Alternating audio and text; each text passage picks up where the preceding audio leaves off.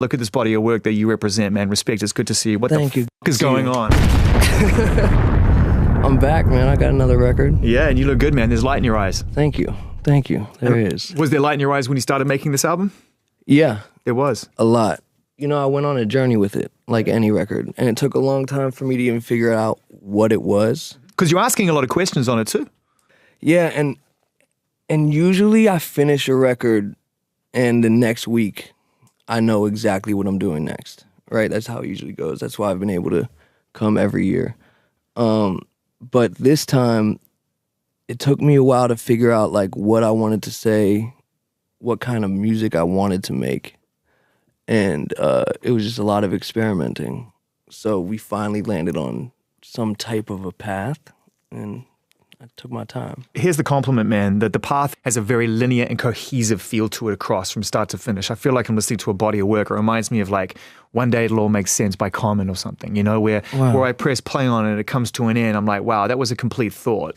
That's the goal for me, you know, because I think you get tied up in like, I need this song, you know, for this audience, or I need to touch this demographic, and you lose sight of the fact that you're making an album. And what I'm always trying to do is make something that you start at the beginning and want to listen all the way through.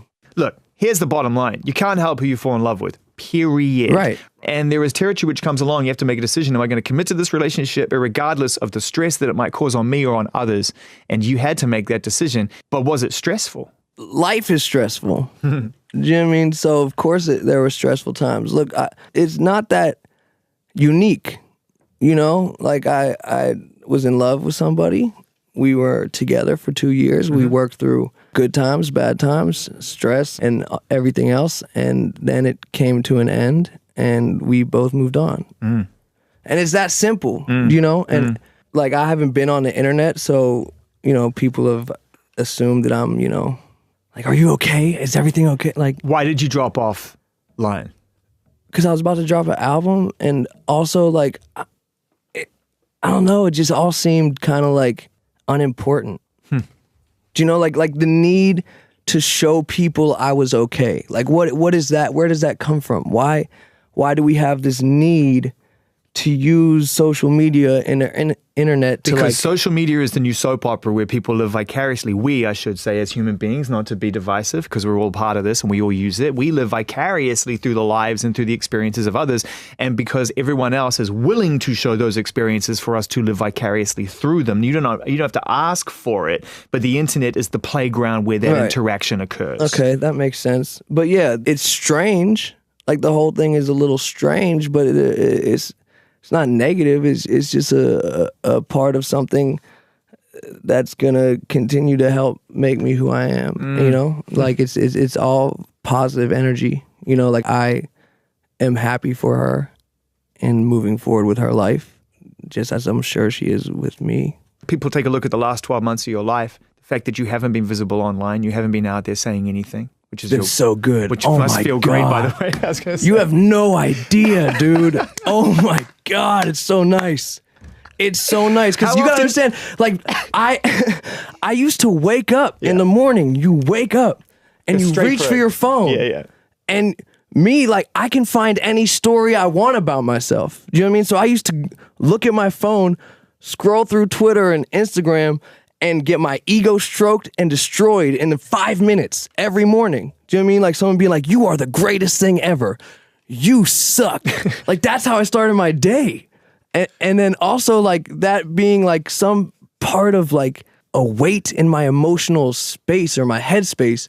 And so, like, but it became second nature, right? Yeah. You're sitting there, you're watching TV, pick up your phone, scroll, it's commercial, whatever. Yeah. You know, it's muscle memory now. Right. So when all the press happened, right, with the breakup and the DUI, and which we'll get to, you know what I mean? Don't worry, we'll get there. Stay tuned, everybody. But with everything that happened, and it was just too much, you know. Like, I'm looking on the internet, and I'm like I already have my own feelings and emotions and thoughts about what I've went through.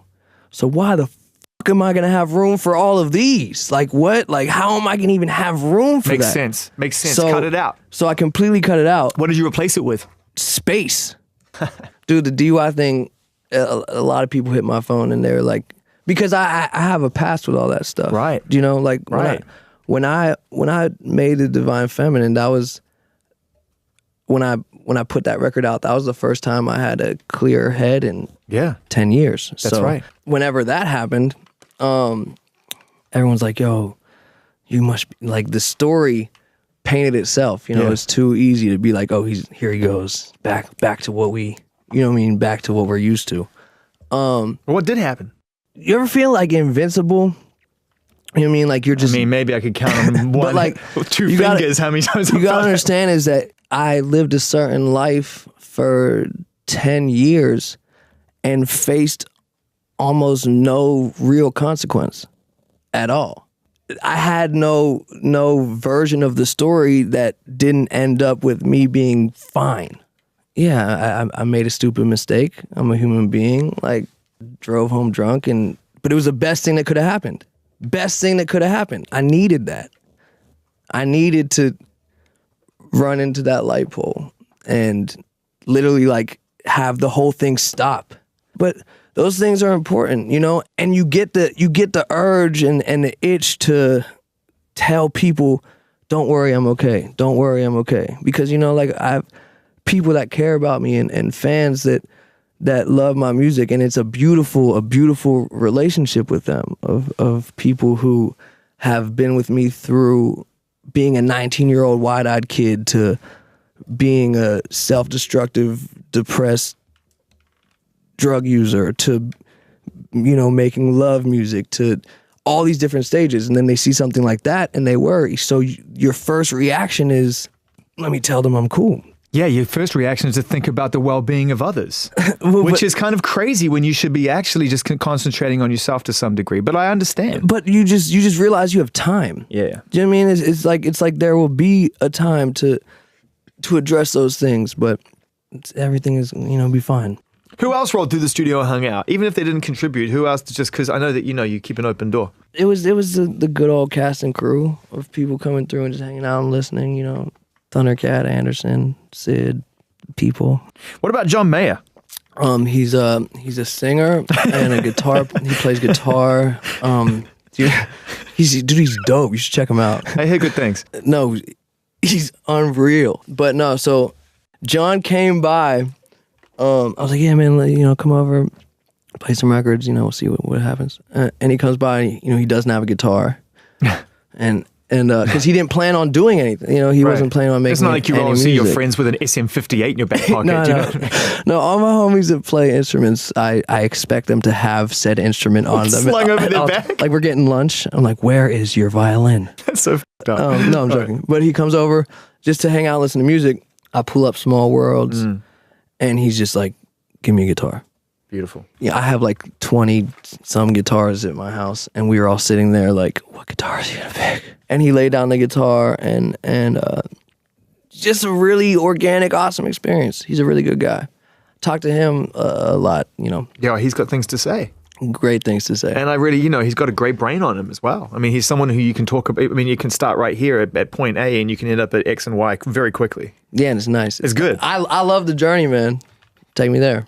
Are you feeling emotionally connected right now? This album is done. You look healthy. You look well. Are you feeling in a good space? I feel in a great space. You know what I mean? Like, the more stuff I get out and, like, do, like, you know what I mean? I was all worried about shooting a video, and I shot a video, and I was like, oh, I just had a great time. I was, you know, tripping about doing an interview, and I did an interview, and I'm like, that's not that bad. So, I'm just saying. One was a great time, and the other wasn't that bad. Like, I know, standing but you right in front of you. I know. But in my head, I'm like, we're gonna talk about a DUI. It's gonna get really dark. You were great. No, you were great. Thank you. Did I? You know? You were honest, man. And that's what I said at the beginning. You're an honest person. You've been honest as long as I've known you. You've never sat down or stood in front of me in any situation on or off the record and not been straight. Yeah. No. That's, you can handle that. But that's okay. So that's, for me, that's been a gift and a curse, I guess, because, you know, you end up saying things and reading headlines that you could have avoided. Yeah, but you know what you do now? But you turn it off. You know, exactly. As long as I'm being honest, I don't actually have anything to trip about because I know the type of human being my parents raised. I know I trust in who I am as a person. So if I just keep it honest and keep it me, I don't have anything to really trip about.